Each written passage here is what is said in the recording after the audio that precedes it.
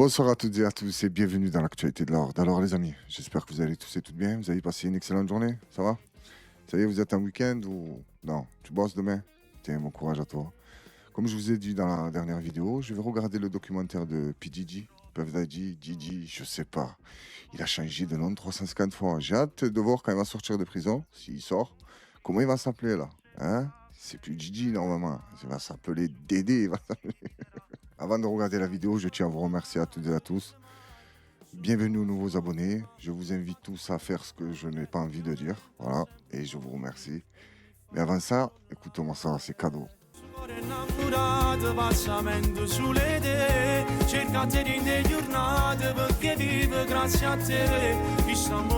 Voilà, laisse tomber. Si tu n'as pas aimé, c'est que tu n'as aucun goût. Ça, c'est la grande musique, la classe. Ça, c'est quand tu es un amoureux de l'amour. C'est ce que ça veut dire? Tu aimes bien les gens qui s'aiment. Pas qui s'aiment à eux-mêmes. Hein. Non, ils ont tendance à me dégoûter. Attention, c'est bien d'avoir une certaine estime de soi-même. Très important. Mais si tu t'aimes trop, tu vas finir par te perdre. Tu vois? Tu vas te tromper à toi-même. Tu te coquifies. Non, plus sérieusement, on va regarder la vidéo. Apparemment, Puff Daddy voulait baiser les femmes à tout le monde. On regarde et on revient. Yeah, well, everything couldn't make the. It's only was 4 episodes, Right. so it was a lot. You had to pick and choose things. Like even in like an area where he chooses to date people who he knows previously dated someone. He has a baby by a woman that was dating Tupac Wow. to add to it, but we had to cut it down so he For couldn't. some time. things we couldn't, yeah. So are you coming out? I know next year is going to be a number 2. Season or 2? I just put it on YouTube. I just put it on YouTube. Well, we can subscribe and get it. I love it. And you know, Mauvais délire pour la femme, hein. Tu passes de Tupac à P. Diddy. Parce que Tupac, j'ai l'impression que c'était le genre de mec qui te monte en l'air lui-même. P. Diddy, il aimait bien te regarder, te faire monter en l'air. Chacun son délire. À un moment dans le documentaire, hein, je vais pas trop m'étaler sur ce sujet là, parce que sinon je vais vous raconter tout le documentaire et ça sert à rien d'aller le voir. Vite fait, une ou deux actions. À un moment, il y a un rappeur là, Puff Daddy te le fait péter. Il va le voir. Il lui dit, oh gros, j'ai pas une euro, il n'y a pas moyen de me dépanner. Puff Daddy fait quoi? C'est sa femme qui raconte hein, dans le documentaire à ce rappeur. Il te sort une liasse de la poche, il prend un billet de 100 et lui dit, tiens, va faire ce que tu veux, c'est cadeau. Va t'acheter des bonbons, toi et ta femme. 100 $ et le type, il a reçu des récompenses. Bon, après, les gens qui l'entouraient aussi, hein, c'était tellement des lèche-culs qu'il commençait à te développer le syndrome de Dieu, lui. Il avait la haine de tout le monde, hein, si on se base sur les gens qui ont témoigné dans le documentaire. Il avait la haine de Tupac, de Biggie, de sa femme, de ses cousines, de ses cousins, de sa mère, de son père. Il avait la haine de tout le monde. Moi aussi, j'ai la haine de lui. Et j'ai la haine aussi des gens qui étaient autour de lui, qui les léchaient le cul. Il y en a une, il a fait une sextape avec elle, mais elle n'était pas au courant. Et il allait dans un club, je sais pas où, là, dans leur boîte de nuit, et il a diffusé. Quelqu'un a dit à cette femme, ouais, il montre ta sextape avec lui et tout. Bon, ça l'a choqué. Elle a demandé à la personne qui lui a dit, ouais, tu peux pas m'aider. Et elle lui dit, oui, j'aimerais bien t'aider, mais si je t'aide, je peux plus retourner aux soirées. Voilà à quoi ça tenait. Fallait participer aux soirées sataniques de Puff Daddy. Là, ça dérangeait personne qui violait, qui forçait. Après l'ordre, rien d'inquiétant, hein. Dans 20 ans, on apprendra peut-être que 50 Cent il faisait des trucs bizarres. Ou Eminem, ou je ne sais pas quelle autre star. C'est comme d'habitude. Pourquoi tu veux que ça change? On s'arrête rapidement sur le tueur à gages le plus nul que j'ai jamais vu de ma vie. Regarde à quelle distance il est de sa proie et il le rate.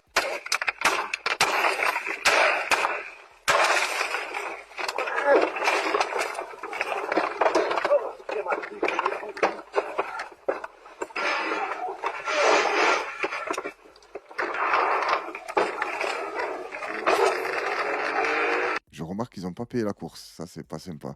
Tu le vois, le côté passager? C'est son pote, celui qui est derrière, parce qu'on les voit fuir ensemble. Il a essayé de le dissuader avant d'aller faire ça.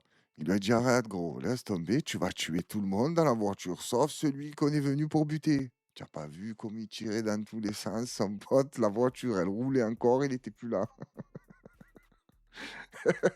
Il a sauté pendant que la voiture, elle roulait encore. Il n'a pas confiance en son pote. Et je comprends pourquoi. Il a collé l'arme sur sa nuque, il a raté. Tu peux m'expliquer c'est quel genre de tueur à gages, ça? Je tiens à vous prévenir, si un jour un d'entre vous veut engager un tueur à gages pour me faire buter, parce que tu connais, dans le monde où on vit, tu sais pas, hein, ton meilleur ami qui peut embaucher un tueur à gages pour rigoler, tu vois, sur le Darknet, tu vois, pour te faire une blague, ou plutôt à ta famille, parce que toi, tu n'auras pas le temps de la savourer, la blague. Ben, si un jour vous prenez un tueur à gages pour venir me buter, contactez-le à lui. Au moins, ça me laissera peut-être une chance. Là, si tu prends l'exemple de Tyson, il est assis à côté de Puff Daddy, et Puff Daddy, là, sa main, elle traîne un peu dans des endroits, tu vois, obscurs. Mais Tyson, c'est pas son délire, ça. Il vient de la rue. Le type, il a gonflé le voyou du quartier pour un pigeon. Tu comprends que c'est un type, tu peux pas lui envoyer les mains sur les cuisses. Tu vois ce que je veux te dire? Tu la broie, la main. Mais Puff Daddy, il aime le risque. Donc, il a laissé glisser la main discrètement. Sauf qu'avec Mike Tyson, télé, pas télé, tu n'envoies pas la main. Regarde. It truly is about the Benjamin, as we see. Oh, yes, he's glittering. It truly is about the Benjamin. Well, now, when we come back, we're going to talk more with Puffy, and if you want to hang out, more than welcome to stick around, my brother. All right? We'll be right back with more right after this. Tu l'as vu le comportement après, comme il buguait? C'est du putain, Tyson, il m'a repoussé. Moi, je trouve qu'il a été gentil. Hein. Il aurait dû te mettre un crochet du droit. Tu te dis, tu me prends pour qui? Pour Jennifer Lopez? Tu trouves qu'on se ressemble? Lève-moi tes mains de là. Je te chiffonne sur CNN, il aurait dû te dire. Je pense que la testostérone, ça doit l'exciter de fou. Voilà, il a senti, tu vois, la cosmo-énergie de Tyson. Ça devait le faire frissonner. Même de Tyson, il doit être jaloux, crois pas. Hein. Il se sent de se le faire à Tyson, mais après, il le fait couler. Comme il a fait avec tous les gens qui l'ont entouré. Parce qu'apparemment, c'était un gros radin. Il n'y a que lui qui se gavait. Les gens qui étaient autour, là, tu as vu les lèches-culs gratos? Ben, eux, ils étaient là. Et pour Puff Daddy, tu te nourris avec sa présence. Non, pas avec l'argent. Tu as faim, tout ça? Reste avec moi. Ça va te nourrir. Et eux, ils étaient tous à côté. Puis Didi, c'est trop génial. Puis Didi, puis Didi. Et lui, il te les traitait comme des merdes. Ça fait des années, tu le colles. Tu n'as pas $1, il te traite mal et tu le remercies. C'est que peut-être tu aimais ça. Hein. Là, on va écouter le pote de Pascal Pro. Regarde ce qu'il a vu dans la nuit. C'est quoi la main de Dieu au milieu de la nuit? Mais je l'ai vu physiquement. C'est physique. C'est un songe. C'est un songe. C'est physique. Vu... Ça, vous voyez. Vous voyez ça peut paraître dingue. Bah non. Bah c'est pour un fou. Mais c'est la réalité. Je peux vous pas le voyez. Donc vous ne vois dormez pas. La main et l'avant-bras de Dieu, chose un peu lumineuse là comme ça, et je sens quelque chose qui me sort du trou dans lequel j'étais. Nous étions une famille. Ça me sort du trou où j'étais. Tu étais où? Quelle main t'a aidé à sortir de ce trou? Pourquoi ça serait pas la main de quelqu'un d'autre? Et pourquoi ça ressemble au film d'Hollywood? Une main lumineuse. Qui c'est qui a fait le dessin là? C'est Michel-Ange ou Léonard de Vinci? Les deux doigts qui se touchent là. C'est bizarre, à chaque fois qu'il y a quelqu'un qui voit Jésus, que la paix soit sur lui, la plupart du temps, il est représenté comme dans les films ou dans les peintures qu'on voit. Tu te dis pas que peut-être tu as trop regardé de science-fiction. Voilà, plus 2-3 drogues un peu puissantes. Quand tu dors, tu commences à voir des bras qui te sortent du trou. Non, là, c'est le bras qui t'a sorti du trou. Et je te demande pas, tu aurais dû la fermer et rester dans ton trou. Parce que là, tu arrives, tu nous parles de bras lumineux, toi, tu es dans des trous, et en plus, tu dis, je sais, je vais passer pour un fou. Ben ouais, tu aurais dû la boucler. Hein. C'est parce que moi, je te vois venir. Hein. Tu te sens de lancer une secte, c'est ça? Le bras de Dieu ou un truc comme ça. C'est quoi son délire à lui dans la vie? Il vend des livres, c'est quoi? Tu veux nous soutirer de l'argent? Parce qu'il y a des gens qui vont le croire. Hein. Il y a bien des gens qui ont cru Raël. Pourquoi on ne le croirait pas à lui? Vous le savez, j'apprécie particulièrement Raël. C'est la famille. Hein. Rapidement, alors. Oui, quand je prononce le mot de Raël, je suis obligé de développer dessus. Mais 3 secondes, hein, te casse même pas la tête. Raël, c'est tellement un foutage de gueule, pour moi, que j'ai envie de le croire. Voilà. Moi, un type qui vient me dire qu'il a vu des extraterrestres, il veut que je lui donne ma femme, ma fille, ma soeur, ma mère et mon argent. S'il y a des gens qui le suivent, je peux que le respecter. Je suis désolé. Maintenant, imagine-toi, 2 secondes, il vient me voir à moi. Il me dit, bon, voilà, j'ai vu des extraterrestres. Il faut que tu me donnes tes sous, ta femme, ta soeur, ta mère et tous tes morts. Raël, assis-toi. Je sais que tu es bon dans l'humour, toi. Mais avec moi, tes blagues, elles passent pas. Je vais mal te traiter. Et les extraterrestres, ils vont venir, je vais les maltraiter avec toi. Donc calme-toi, parce que nous, on en a eu énormément des Raël. Tous les jours, j'en vois des Raël. Moi, j'ai connu un mec qui m'a dit, il a fait un goal en goal avec Jésus, que la paix soit sur lui. Mais je vous parle sérieusement, il avait un problème. Et ça remonte, ça. Hein. J'ai dit, comment ça, tu as fait un goal à goal? Tu vois, c'est quoi un goal à goal? Ils ont pris les deux dans une cage et ils tirent et ils essayent de marquer de loin. Il m'a dit, j'étais avec Jésus, que la paix soit sur lui. Je dis, arrête de dire des conneries. Mais lui, il y croyait. Il nous racontait ça, il était sérieux. On a essayé de rigoler avec lui. Il n'a pas rigolé, lui. Et moi, je suis désolé, j'ai l'esprit taquin. J'ai qui c'est qui a gagné? Devine qui a gagné. C'est lui qui a gagné. C'est son rêve, tu crois pas qu'il va perdre aussi. Je dis, mais tu es sûr que tu dormais pas et tout? Il m'a dit, non, c'était au stade là-bas et tout. C'est bon, laisse tomber. Et ça remonte il y a très longtemps, hein, parce que si on serait dans le délire vidéo, TikTok et tout, ça serait un très gros influenceur, lui. Là, on passe au petit moment de nostalgie. Bruce Lee face à Chuck Norris.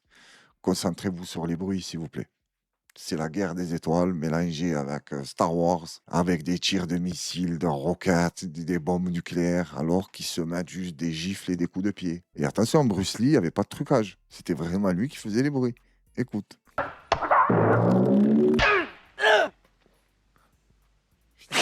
Il en a mis plein les mains, putain.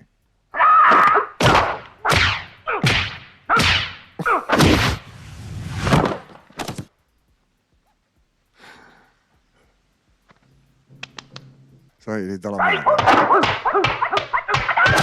2 secondes, je tiens à préciser que Chuck Norris, quand même, il porte des Adidas. Hein. Oui. Oui.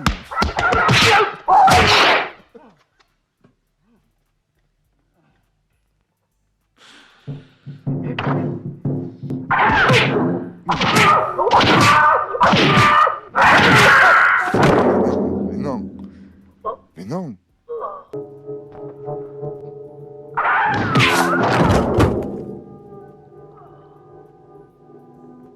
Je vous mens pas que je m'en veux un peu hein, d'avoir cru à ça quand j'étais petit. J'étais dedans Bruce Lee, mais j'étais pas celui qui allait s'entraîner, tout ça. Juste une fois, mes parents ils m'avaient acheté ce genre de chaussures. Tu vois, les genres de chaussures, là, les ballerines, mais pour hommes. Ben, moi et mon frère, on avait l'impression qu'on courait plus vite, tu vois, c'est tout. Voilà le seul moment dans ma vie où je me suis pris un peu pour Bruce Lee. Mais j'avais des potes à moi, ils ont commencé à t'acheter des manchakus. J'étais chaud, ils allaient à la salle. Ça sortait de la salle avec des manchakus. Au moindre problème, ils se faisaient agresser. Je me suis dit, mais attends, gros, tu n'as pas regardé Bruce Lee? Toute la journée, tu es là à me faire du karaté, des trucs de fou. La moindre baltringue qui passe, tu m'humilie. C'est pas normal. Oh putain, là, désolé, je sais pas, j'ai eu un fou rire, ça m'a fait du bien, hein, excusez-moi. Mais c'est vrai, le type, il s'entraîne toute la journée, tu vois, manchaku, tout ça, et la première victime qui passe, il te le chiffonne. Je dis, mais attends, je me demande à quoi ça sert toute la journée, tu t'entraînes. Laisse tomber, regarde un autre film, je sais pas. Il y avait quoi d'autre à l'époque? C'est vrai, il y avait Jean-Claude Van Damme, mais je sais pas, regarde pas de trucs de combat. Hein, pour aller t'entraîner toute la journée et te faire fouetter par le premier venu, laisse tomber. Une fois, j'ai eu un débat avec un pote à moi, je lui ai dit, Bruce Lee va à l'UFC, au KN, tout ça, il te les maltraite. Il m'a dit, qu'est-ce que tu racontes? Il rentre dans la cage, tu vois les mecs de l'UFC là, ils le frappent comme leur propre enfant. Ils le punissent. J'ai dit, qu'est-ce que tu racontes? Il le touche même pas. Tu sais que Bruce Lee s'entraînait genre dans l'eau, frapper dans l'eau, mais ne pas être mouillé. Bon, il n'a jamais réussi. Hein. Attention. Il va essayer de le faire. Tu peux être l'homme le plus rapide de la planète Terre. Quand la douche, elle coule, tu mets un coup de poing. Si tu arrives à ne pas être mouillé, putain, Bruce Lee, c'est une truffe à côté de toi. Je te le dis. À l'époque, j'étais pas assez influençable, tu vois. Ça veut dire, quand je voyais des Bruce Lee et des Van Damme, moi, ça me faisait rien, tu vois. Je me battais les couilles. Et alors, juste ça, j'avais des tantes au bled, moi. Quand ils te mettaient des coups de claquette, ça faisait le même bruit. J'avais des allers-retours comme ça. Et moi, quand je me prenais le double revers, je faisais les mêmes cris que Bruce Lee. Ouaya, ouaya. C'est dommage qu'il est mort jeune. Il aurait pu continuer à me prendre pour un con quand j'étais petit, hein, parce que moi, je pensais que c'était vrai. Surtout quand tu as des tantes au bled, comme je viens de te dire, qui font exactement la même chose que lui. Je voyais mes tantes au niveau de Bruce Lee, moi. Elle était bizarre aussi, sa mort, non, lui? À chaque fois qu'il y a une star qui meurt, ben, on veut pas. Ils sont immortels pour nous. C'est vrai qu'il y en a, leur mort, elle est bizarre. Hein. Quand tu te tires 2 balles dans la tête, il y a un problème. Tu te dis, là, il y a quelqu'un qui l'a aidé à lui. Et des fois, star ou pas, tu dois crever, tu crèves. Là, on va passer aux choses sérieuses. C'est plus de la rigolade, c'est plus des effets spéciaux et des bruits. Là, c'est la carte du QI. On va écouter Daniel Commerciano. C'est comme ça qu'il s'appelle, le potasse oral. Donc, d'après sa logique à lui, on va écouter un blanc qui a un QI très énervé. On l'écoute. Maghreb, en gros, on est à 85, entre 80 et 85. En dessous du Sahara, c'est moins de 75. Donc, quand on a une moyenne comme ça veut dire que pas mal de gens qui viennent sur notre territoire ont moins de 75.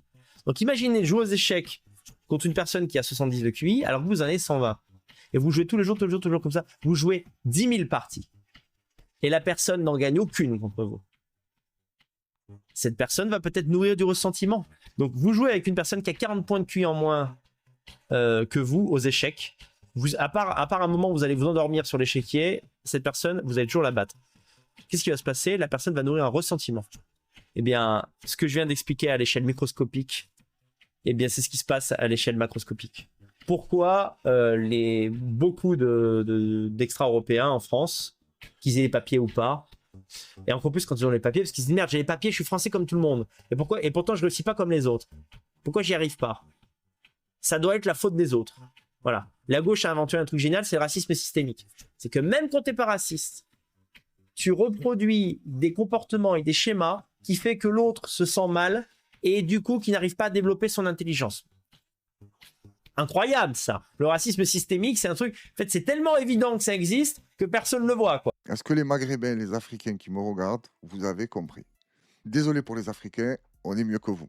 Parce que nous, on est à 80-85 et vous, 75. Et j'ai l'impression qu'il n'y avait pas moyen de négocier avec lui. Hein. Il était ferme. Hein. Il t'a dit le top du Maghrébin, 85. Commence pas à essayer de négocier. Et les Africains, c'est 75. Et j'aurais bien aimé qu'ils nous disent, lui, il est à combien? Parce que ça m'intéresse. Je ne sais pas si vous le connaissez, ce type, mais moi, je le connais, ça fait très longtemps. Tu te souviens de l'embrouille avec Alain Soral? Que lui, il te dit, il y en a marre des Arabes. Et Soral, il arrive, il lui met gauche-droite, le nez en sang, il s'est tenu le nez, il a dit, c'est ça, vous avez que la violence par réponse. Ça, c'est parce qu'il a un QI élevé. Il est passé outre la saloperie, tu vois, de faire la salope devant Soral. Et lui, il est allé chercher plus loin. Et tu sais, c'est quoi le bon réflexe des mecs qui ont un QI surdéveloppé comme lui? Quand on te met une gauche-droite, tu fais rien. Tu le regardes, tu te dis pourquoi, Soral, pourquoi tu as fait ça? Ça, c'est quand tu es très intelligent. Même Jésus, que la paix soit sur lui, t'a dit quand tu en mets une, tu t'en l'autre joue.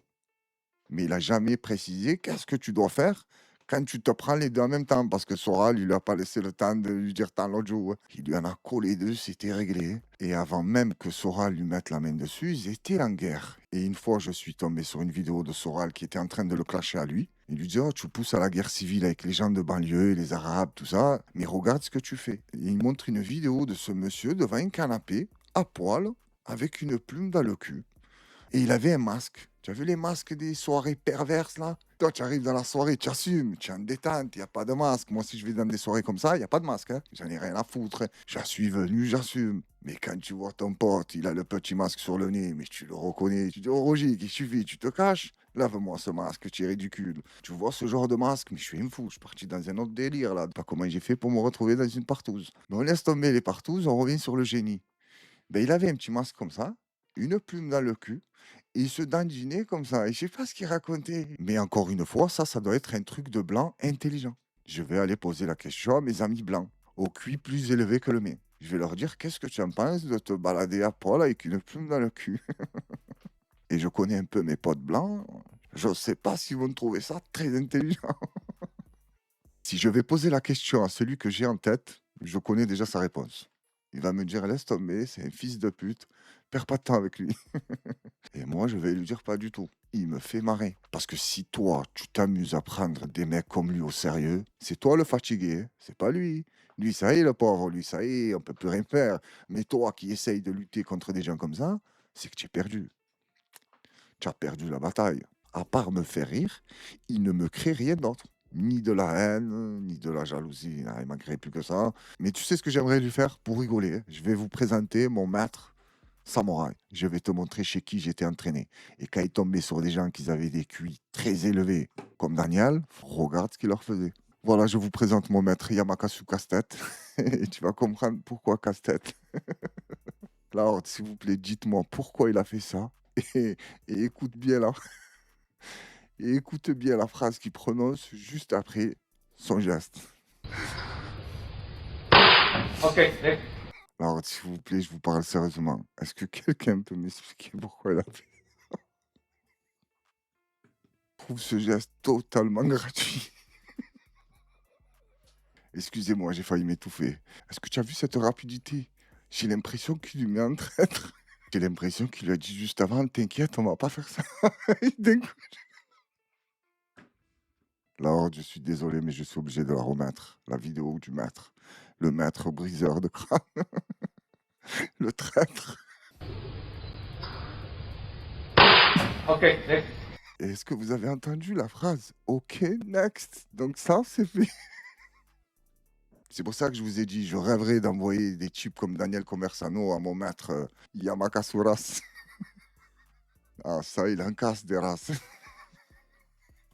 Là, je m'adresse plus particulièrement aux femmes de la horde. Quand vous êtes avec votre homme, on est d'accord que vous aimez vous sentir en sécurité, rassuré, ou pas du tout. Genre, vous êtes dans le délire, un homme qui protège sa femme, et c'est un délire de macho, pas c'est un délire de macho. Parce que si c'est un délire de macho, vous êtes faite pour vous marier avec cet homme. Regarde. Il est parti. Il y avait une musique copyrightée, alors je pouvais pas la mettre. Regarde. Tiens, un type qui arrive, il prend ta femme, il la chiffonne devant toi, il a un couteau à la main. Il y a l'autre, le touriste, il sert à rien, lui aussi. Et un type sorti de nulle part, à coups de casque, l'autre, il est arrivé de bon cœur, des coups de poing dans la figure. Et tu es d'accord qu'il n'est pas encore revenu voir sa femme, ou sa copine, ou sa sœur, ou qui tu veux. Tu es avec une femme, tu la protèges. Logiquement. Voilà. Tu as tout le quartier qui l'a frappé. Et même là, même pour faire le lâche, et là, il vient lui demander si ça va, regarde. Hein. Mais ça répète. Qu'est-ce qu'il fait? Il repart. Mais arrêtez, mais comment ils font les femmes pour rester avec des mecs comme ça, s'il te plaît, explique-moi. Comment ils font? Comment tu fais le soir à la maison avec lui? Tu le regardes, même à faire le lâche pour venir frapper, quand tous les autres frappaient, il a même pas fait. Même là, il a eu peur. C'est pas possible, je m'inquiète pour cette femme, moi. Si c'est sa femme, hein, si c'est sa sœur, ben, je m'inquiète pour elle aussi. Et le plus beau dans l'histoire, j'en suis sûr, il va rentrer à la maison, il va lui dire « Ça va, mon chéri ?» Il tombe pas trop effrayé. Il va lui dire « Si, la vérité, j'étais terrifié. » Surtout quand il t'a sauté dessus avec le couteau. Là, je croyais que c'était fini. Ah ouais? Et tu n'essayes pas de faire en sorte que ça soit pas fini? Toi, il suffit que tu vois un type bronzé avec un couteau, c'est fini. Hein? Il n'y a plus rien à faire. Tu n'essayes pas de négocier. Je ne comprendrai jamais ça. Et attention, je comprends la peur. Le créateur nous a créés comme ça. Il y a des moments dans la vie, la peur, tu lui pisses dessus. Tu lui dis, toi aussi, je vais te monter en l'air. Tu vois, peur, pas peur. C'est humain, tu te jattes. Tu fais quelque chose, c'est pas grave. Tu te prends des coups de couteau, espérant que c'est pas dans des endroits, tu as compris. Et à l'hôpital, tu vas être bien.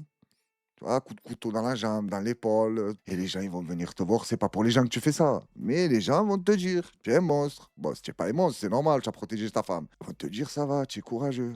Tu t'es jeté. Toi, c'est vrai que tu t'es jeté, hein. Mais de l'autre côté, la femme avec qui tu étais ne se faisait pas agresser dehors. Qu'est-ce que tu es allé foutre dehors? C'était devant toi. Et après, il est revenu, il a dit, ça va, bébé? Et il a entendu 2-3 Colombiens crier, il est reparti en courant. Après, si cette femme, elle aime ça, ben, c'est son problème. Force à toi. Là, on passe à une vidéo d'un mec qui rigole pas. Il met des KO, comme ça, cadeau, à tout le quartier. Il est arrivé dans une soirée, ça lui a mal parlé. Il a levé les baskets, il a mis des KO cadeaux. Droit d'auteur oblige, musique copyright, je suis obligé de couper le son. Alors, Juan, voilà, lui c'était cadeau. Toi aussi, viens ici. Qu'est-ce qu'il y a? Tu as un problème? Ah, toi, tu veux te mêler? Il résiste un peu, lui, mais t'inquiète, il va tomber. Le policier qui veut se mêler, allez, cadeau, toi aussi. J'ai pas l'impression qu'il forçait en plus. Qu'il a envoyé le bras, ça se couchait. Il y en a un, il a résisté un peu. Le policier, il lui a même pas laissé le temps de toucher la matraque. Il a couché cash. Lui, il doit donner beaucoup de boulot au dentiste. Hein. Tu sais, des environs, ils doivent être gavés avec lui. Ou peut-être je me trompe. C'est lui le dentiste. Et là, il était juste en train de les anesthésier. Un après l'autre, gentiment, il les a couchés. Et une fois allongés, il vient, il les opère. Il retire les dents de sagesse et il retire aussi les dents qu'il a cassées pendant l'anesthésie. Petit échange de tennis. J'aime bien le tennis. Là, c'est Alcaraz contre France, je crois qu'il s'appelle. On regarde l'échange, il est magnifique. Pas mal. Bien joué. Classique.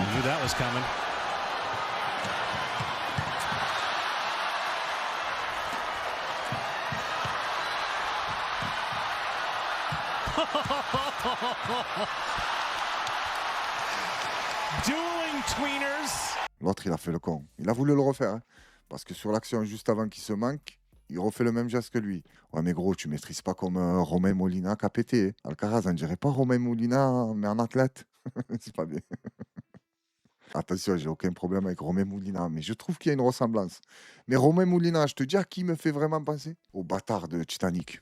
Celui qui prend le bébé à la fin, là, qui se met un voile. Il prend la petite, il monte dans le bateau, il prend la place des femmes et des enfants. Là, je me suis dit, ah oui, hein, pour sauver ta vie, ça te dérange pas hein, de te voiler? J'en suis sûr qu'il doit avoir des problèmes contre les musulmans, lui aussi. Tout le monde, j'ai l'impression, ils ont un problème avec les musulmans. Même l'acteur de Titanic. Alors que je ne l'ai jamais vu parler en dehors du film Titanic. Mais ça y est, je suis devenu comme ça, moi. Ça y est, je généralise, je fais du complotisme, je fais de l'abstentionnisme, je fais du calligraphisme. Mon action préférée dans Titanic, c'est quand tout le monde est affolé, ils veulent sauter dans les barques. Et tu as le matelot, il sort le pistolet, il tire en l'air et il dit « Je veux de l'ordre ici. Je veux de l'ordre où je vous abats tous comme des chiens. » Putain, je te mens pas, j'ai kiffé. Je me suis dit, lui-même, dans le désordre, il veut de l'ordre. Et je respecte les gens carrés comme ça. Et j'ai bien aimé aussi l'insulte, hein, je vous abats tous comme des chiens. Je veux de l'ordre ici. L'ordre, vous savez que je ne vous mens pas. Je comptais finir la vidéo avec cette histoire de Brigitte qui traite les féministes de connes et tout. Pour te dire la vérité, je m'en fous un peu de leur histoire de Ariel, pas Ariel. Apparemment, si j'ai bien compris son histoire, il a eu un non-lieu. Il n'a pas été innocenté, genre. On la regarde, mais on la compte pas. Après, je t'en mets une autre vite fait et on arrête. Oh là là, ça va, t'es comment? J'ai peur. T'as peur de quoi? De tout. Tu as peur de tout. Quand la femme a été devant toi, qu'elle t'a dit non, pas par là, laisse tomber, tu lui as dit n'aie pas peur, tu es allé de bon cœur. Mais bon, apparemment, il y a eu un non-lieu. Donc, je sais pas trop si tu l'as fait ou non. Et je vois qu'il revient de plus en plus, lui, dans les plateaux télé. Et en plus, ça lui pose quoi comme question? Ça va, tu lui en veux pas à la femme? Il dit non, ça y est, moi je pardonne, pas je pardonne. Mais viens, si les sales connes, on va les foutre dehors. C'est ce que j'ai fait hier, moi. Ouais, Robert, il était là. Ah oui. C'est pas possible. Surtout des bandits masqués. Ah, non. C'est combien de temps? Tu fais combien de temps? Je fais 1h20, 1h25, tout dépend. S'il y a un vrai happening, on verra, s'il y a une embrouille. C'est toujours la même chose, de l'entre-soi. On est entre nous, ne t'inquiète pas, tout se passera bien. Il n'y a que nous, le peuple, on est des merdes. Mais bon, qu'à se diviser. L'élite, ça reste entre eux. Tu vois, même s'ils s'embrouillent, c'est entre eux. Faut pas que ça va trop loin. Ils peuvent être sur un plateau télé à débattre, ils s'insultent, tu te dis eux, ils se supportent pas. Ils sortent du plateau télé dans les loges et rigolent. Oh, tu es fou quand tu m'as dit ça, et ouais, j'étais obligé. Tu te rappelles, on en avait parlé il y a 3 jours au Ritz. Je t'ai dit que j'allais te dire ça. J'ai dit, ah ouais, c'est vrai, j'avais oublié. Voilà comment ça marche. Et nous, vu qu'on est super intelligents, ben, on continue à se déchirer. Et les Noirs, et les Arabes, et les drapeaux, et de la France, et tu n'aimes pas la France, et les Blancs, et je sais pas quoi. Tu sais comment je nous vois, nous? Comme une meute de chiens bien dressés, mais qui a quand même un peu de caractère. Quand ils nous envoient un bout de viande, on est affolé. Eux, c'est pareil. Quand ils voient que ça s'intéresse trop à eux, hop, ils t'envoient un petit morceau de viande et le peuple se déchire. Là, on va se quitter avec une vidéo de Bardella. Monsieur Bardella, s'il y a une chose que, en effet, je dois apprécier chez vous, c'est le fait que l'hypocrisie est une couleur qui vous va très bien au teint. Comment est-ce que ce soir, vous pouvez affirmer devant les Françaises et les Françaises que aujourd'hui les femmes sont dans une insécurité monstre, alors que à l'Assemblée nationale, vous avez voté contre la modification de l'agression, de la définition de l'agression sexuelle. Vous avez voté contre le fait qu'aujourd'hui, le fait de retirer son préservatif durant un rapport soit considéré comme un viol. Il y a déjà une forme d'incohérence dans ce que vous proposez. Alors, je parlais des places de prison, pas des préservatifs, mais évidemment. Tu as trouvé que ça à dire? Je te parle pas des préservatifs et je te parle des prisons. Tu n'aurais pas pu lui dire, ah non, non, j'ai voté contre, j'ai voté pour, parce que moi, je pensais que, ok, tu ne veux pas répondre à ça. C'est qu'elle ne doit pas dire que des conneries, alors. Mais on parle quand même de l'insécurité des femmes et des hommes aujourd'hui en France, mais on ne parle pas aussi d'autre chose. Vous ne parlez pas de la montée violente de l'extrême droite aussi, sympathisante de votre parti. Vous ne parlez pas du fait que... C'est mon parti politique qui agresse les femmes dans la rue et qui fait qu'il y a des gens qui ont peur. Je ne parle pas de ça. Il y a 2 choses. Vous devez essayer de me suivre dans mon raisonnement. Là, ça se voit qu'il a appris ça dans ses cours, là, qu'il fait payer à l'Union européenne et que ça n'a rien à voir avec son boulot. J'ai oublié comment ça s'appelle. Ça se voit, il était content quand il lui a dit des gens de votre parti qu'il a dit, ouais, c'est mon parti, ouais, c'est ça. Genre, ouais, on va te prendre au sérieux. Les gens de mon parti, ils agressent. Et je pense que si tu cherches, il doit y en avoir, qu'ils ont été condamnés pour agression, pour ci, pour ça, et pour détournement de fonds publics. Mais ça, pour eux, c'est pas une agression. Non. Il y a aussi une deuxième chose, c'est le fait qu'aujourd'hui, le patron de la DGSI, dans toute une information de 2023, a montré la violence et la montée, du coup, de partis comme le vôtre, et bien évidemment des sympathisants aussi. Je viens aussi, quelque part, ramener mon expérience professionnelle en expliquant que la dernière fois que j'étais sur ce plateau, pendant 3 jours, j'ai eu une avalanche de commentaires racistes, négrophobes et misogynes de la part de sympathisants de votre parti. Lorsque vous serez, du coup, à la montée de ce pouvoir, que comptez-vous faire, finalement, pour ces groupuscules qui montent et qui sont partisans de l'extrême droite? Je n'ai aucune forme de tolérance pour la violence politique, qu'elle vienne de l'ultra-droite ou de l'ultra-gauche. Et si demain, les Français m'accordent leur confiance à la tête d'un gouvernement, je prononcerai dès mon élection la dissolution de tous les groupuscules d'ultra-gauche et d'ultra-droite. Mais madame, pardon, ce n'est pas de mon parti, ce n'est pas de ma famille politique que sont issus les agresseurs de Lola. Que sont issus les agresseurs de Philippines. C'est bien de votre parti que de sont nés Matisse. les agresseurs de Voyez, Aboubacar Cissé ce qui n'est est pas de décédé mon parti dans politique, une mosquée madame. et Pardon, aussi madame, de Monsieur pardon, Ashraoui. madame. Donc on peut sortir Madame, de tous les il y a cas et de une- tous les madame, côtés pardon, les différentes agressions, Monsieur Si vous- Barnier. Attendez. Souffrez que je sois en désaccord avec vous. Il y a une agression gratuite toutes les 44 secondes dans notre pays. Il y a un refus d'obtempérer toutes les 20 minutes. Il y a un cambriolage toutes les 2 minutes dans notre pays. Est-ce que vous ne pensez pas que l'insécurité, que la délinquance et que la criminalité est en train de pourrir la vie des Français? Là, tu vois, là, je l'aurais dit, il n'y a pas de souci. Ouais, on les découpe en morceaux, ceux qui ont tué Matisse, Lola et toutes les petites filles et les petits garçons qui reposent en paix. On les découpe en morceaux. Mais par contre, on fait quoi pour ceux qui tuent les petites arabes et les petites noires? Ça se passe comment? C'est pareil ou non? Bon, c'est impossible qu'il te dise non, c'est pas pareil. Il va te dire oui, on s'en occupe de. Mais on le voit hein, déjà, quand il y a une petite arabe ou une petite noire qui meurt, il n'y a personne qui monte au créneau en train de te dire regardez, il y a un blanc qui a tué une petite arabe et une petite noire. Ça, je le vois pas souvent. Mais par contre, quand c'est une petite blanche qui se fait tuer par un arabe ou un noir, là, je vous vois tous. Mais pourquoi? C'est pour faire plaisir à vos électeurs. C'est comme ça qu'ils sont formés. Ils leur disent récupère tout ce que tu peux récupérer, tu t'en fous. Et je pense qu'ils ont un point commun avec les tueurs en série, les hommes politiques. C'est qu'ils n'ont pas d'empathie. Comme les tueurs en série, tu vois, l'empathie, ils savent pas ce que c'est. Tu peux souffrir devant lui, il rigole. C'est dit, qu'est-ce que je t'ai juste coupé la jambe. Pourquoi tu cries? Tu dis, détends-toi un peu, calme-toi, c'est qu'une jambe. Et ils rigolent. Ben eux, j'ai l'impression que c'est pareil. Tu perds ton enfant, ils en ont rien à foutre. Mais si c'est une petite blanche qui a été tuée par un arabe et un noir, hein, qui croisent les doigts, parce que si c'est un blanc, ça les intéresse pas. Ah là, il vient boire le café chez toi. Et il te dit, on va t'aider, pas on va t'aider. J'aimerais bien savoir ce que les familles des victimes en pensent, tu vois, de quand ça récupère la mort de ton enfant. Parce que ça doit leur envoyer 2-3 textos, ça fait des photos avec eux, et après ils n'entendent plus parler d'eux. Tu bois ton café tout seul, hein. Et tu essayes d'appeler parce qu'il y a des problèmes, ça bloque quelque part, ils te répondent même pas. Hein. Donc la horde, c'est la même chose, c'est rebelote. Hein. Dans 10 vidéos, je reparlerai de la même chose. Je vous souhaite une excellente soirée à toutes et à tous. Prenez soin de vous et de vos familles, de vos proches et des gens que vous aimez. N'oubliez surtout pas, aimez l'amour. Pas aimer faire l'amour, hein, je le sais, vous êtes des pervers. Vous avez fait, vous avez... Non, sérieusement, alors, je vous remercie à toutes et à tous. N'oubliez pas de faire ce que je ne dis plus, mais que je fais en sorte de te le rappeler quand même. Bon week-end à ceux qui sont en week-end et courage à ceux qui bossent. Merci à tous et force à la horde.